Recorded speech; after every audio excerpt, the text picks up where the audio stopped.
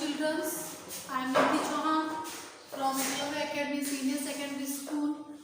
Today I am taking subject of English class 7 lesson second running चल रहा है। इस लेसन को हमने हालांकि थोड़ा पहले रीड किया था, जिसके अंदर हम लोगों ने देखा था इस लेसन का नाम है अ गिफ्ट ऑफ चप्पल्स।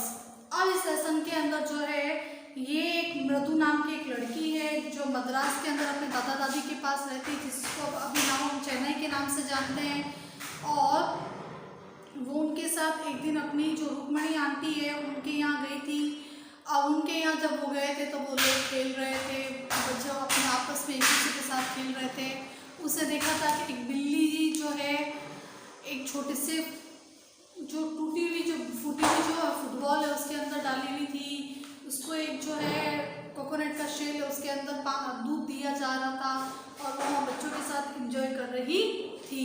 अब हम उसका सेकंड भाग देखते हैं, जिसके अंदर क्या बता रहे हैं वो देखते हैं हम लोग। मृदु crept up to the window. Lally was sitting a little distance away,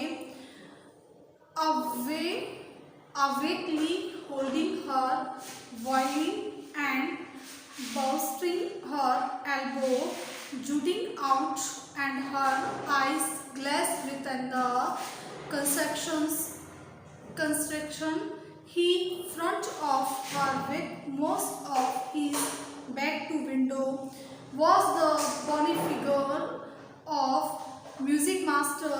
He had the mostly bald head within the frizz of oiled black hair falling around his ears of an old-fashioned tuft. A gold chain gleamed around his glittery neck and diamond ring glittered on hand glided up down and the stem of the violin. A large foot stuck out from the beneath his gold bordered vestige, and he was reading time on the floor with the crazy big toe. अब जो था यहाँ के अंदर लल्ली जो नाम की बच्ची थी, मृदु की जो कजन थी, वो अपने म्यूजिक रूम के अंदर बैठी हुई थी और उसके गुरुजी भी उसके पास उसको बैठ के वॉलिन सिखा रहे थे। जब वो उसको सिखा रहे थे तो गुरुजी का जो चेहरा था खिड़की में से सिर्फ उनके पीछे वाला पोर्शन नजर आ रहा था, यानी बैक वाला पोर्शन उनका नजर आ रहा था। और ऐसा लग रहा था कि वो गुरुजी जो है ना उनके ऊपर से बाल नहीं है, यानी वो टकले से हैं और साइड में कानों की तरफ उनके बहुत सारे बाल है।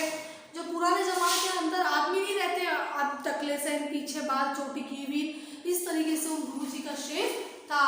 और लल्ली उनके पास म्यूजिक सीख रही थी। ऐसा लग रहा था कि लल्ली को जबरदस्ती बैठा रखा है गुरुजी के पास और उसको गुरुजी उसको कुछ सिखाने की कोशिश कर रहे हैं, लेकिन लल्ली को कुछ भी समझ में नहीं आ रहा। गुरुजी का और लल्ली का जो म्यूजिक का तालमेल है, गुरुजी का तालमेल तो इतना अच्छा है और लल्ली का बेचारे को उनके साथ नहीं मिल रहा था। इस तरीके से वो खिड़की के अंदर मृदु ने वो जो सीन देखा था।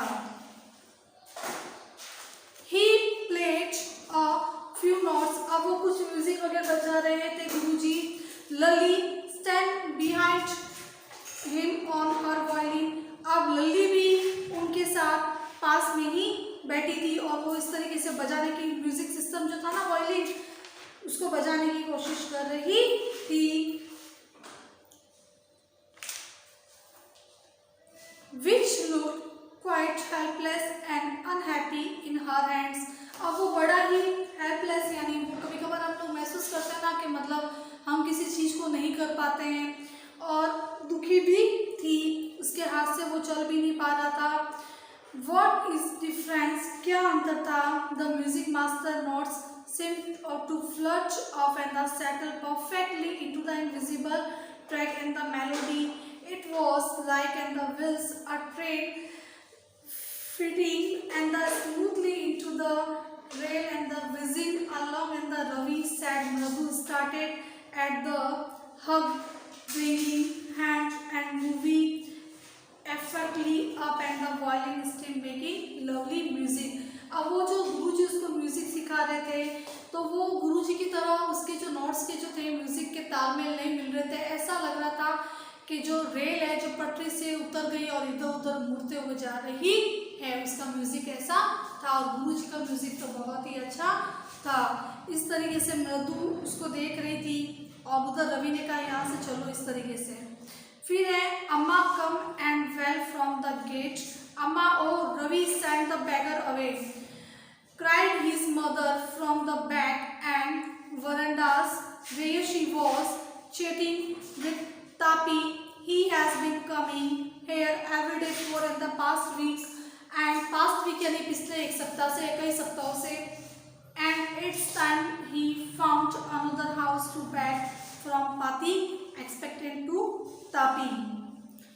Mradu and Meena followed Ravi out. The beggar was already in the garden making himself quite at home. अब जैसे वो लोग वहाँ दरवाजे के पास, मतलब वो खिड़की के पास उधर खड़े थे, उन्होंने देखा दरवाजे पे एक आदमी फटाफट अंदर की ओर आ रहा था।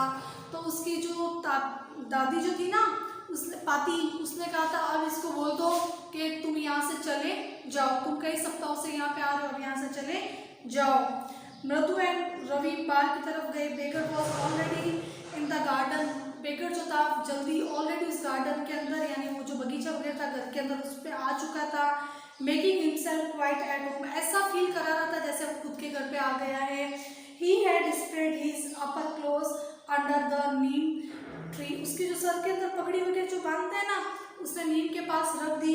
And leaning against it trunks, और उसकी जो पेड़ की जो होती ना, क्या बोलता था ना, उसके पास रख के, और apparently prepared to take little snoozeville and the waiting for and the lunch and the up and go away, said Ravi simply. My Pati says time you found another house to beg from. अब वो इस तरीके से वहाँ सो गया था जब तक रवि वहाँ आया और उसने कहा मेरी पाती यानी दादी जो तमिल के अंदर कहते हैं कि मेरी पाती कह रही अब तुम्हारा यहाँ समय पूरा हो चुका है, अब तुम कहीं और जाओ और भीख मांगो।